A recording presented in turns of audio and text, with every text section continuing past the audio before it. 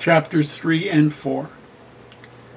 And when the 7th month was come, and the children of Israel were in the cities, the people gathered themselves together as one man to Jerusalem. Then stood up Jeshua the son of Jozadak, and his brethren the priests, and Zerubbabel the son of Shealtiel, and his brethren, and builded the altar of the God of Israel to offer burnt offerings thereon, as it is written in the law of Moses the man of God. And they set the altar upon his bases, for fear was upon them because of the people of those countries. And they offered burnt offerings thereon unto the Lord, even burnt offerings morning and evening. They kept also the feast of the tabernacles, as it is written, and offered the daily burnt offerings by number, according to the custom, as the duty of every day required.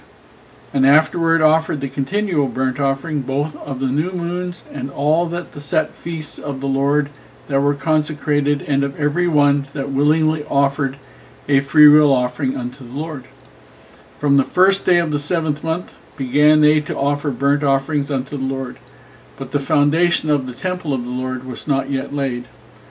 They gave money also unto the masons and to the carpenters, and meat and drink and oil unto them of Zidon, and to them of Tyre, to bring cedar trees from Lebanon to the sea of Joppa, according to the grant they had of Cyrus king of Persia. Now in the 2nd year of their coming unto the house of God at Jerusalem, in the 2nd month began Zerubbabel the son of Shealtiel, and Jeshua the son of Jozadak, and the remnant of their brethren, the priests and the Levites, and all that were come out of the captivity unto Jerusalem, and appointed the Levites from 20 years old and upwards, to set forward the work of the house of the Lord. Then stood Jeshua with his sons and his brethren, Kadmiel and his sons, the sons of Judah, together to set forward the workmen in the house of God, the sons of Henadad with their sons, and their brethren the Levites. And when the builders laid the foundation of the temple of the Lord, they set the priests in their apparel with trumpets, and the Levites, the sons of Asaph, with cymbals, to praise the Lord after the ordinance of David king of Israel. And they sang together by course, in praising and giving thanks unto the Lord, because he is good, for his mercy endureth forever toward Israel. And all the people shouted with a great shout when they praised the Lord, because the foundation of the house of the Lord was laid.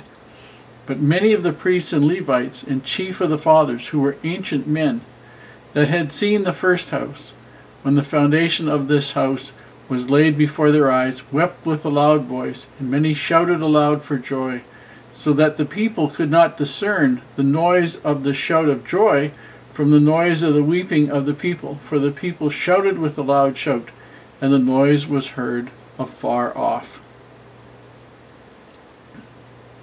Chapter 4.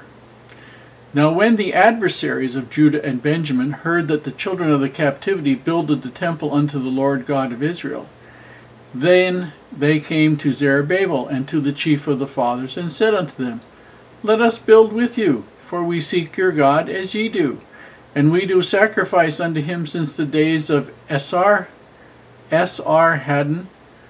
king of Asher, which brought us up thither. But Zerubbabel and Jeshua and the rest of the chief of the fathers of Israel said unto them, Ye have nothing to do with us to build an house unto our God, but we ourselves together will build unto the Lord God of Israel, as King Cyrus the king of Persia hath commanded us. Then the people of the land weakened the hands of the people of Judah, and troubled them in building, and hired counselors against them to frustrate their purpose, all the days of Cyrus king of Persia, even until the reign of Darius king of Persia.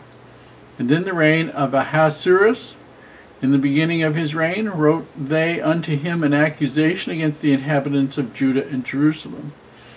And in the days of Artaxerxes wrote Bishlam and Mithridath, Tabeel, and the rest of their companions, unto Artaxerxes king of Persia, and the writing of the letter was written in the Syrian tongue, and interpreted in the Syrian tongue.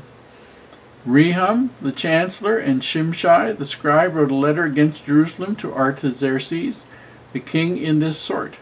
Then wrote Rehum the chancellor and Shimshai the scribe and the rest of their companions, the Dinaites, the Apharsachites, the Tarpelites, the Apharsites, the Archavites, the Babylonians, the Susankites, the Dehavites, and the Elamites, and the rest of the nations whom the great and noble Asnapper brought over and set in the cities of Samaria, and the rest that are on this side of the river, and at such a time. This is the copy of the letter that they sent unto him, even unto Artaxerxes the king, thy servants, the men on this side of the river, and at such a time.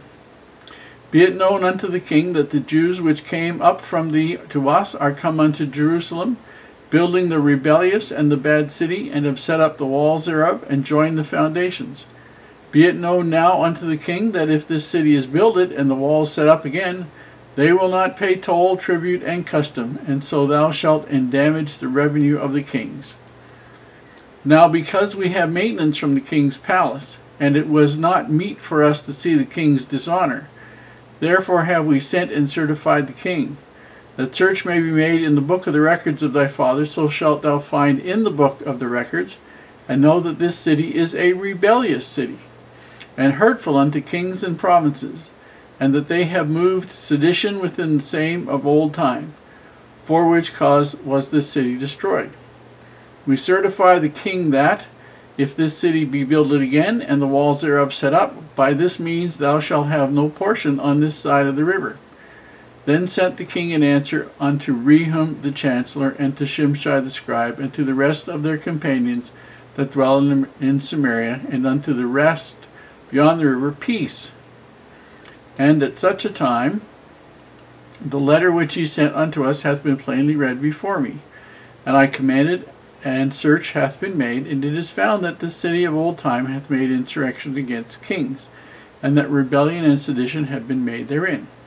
There have been mighty kings also over Jerusalem, which have ruled over all countries beyond the river, and toll, tribute, and custom was paid unto them. Give ye now commandment to cause these men to cease, and that this city be not builded, until another commandment shall be given from me.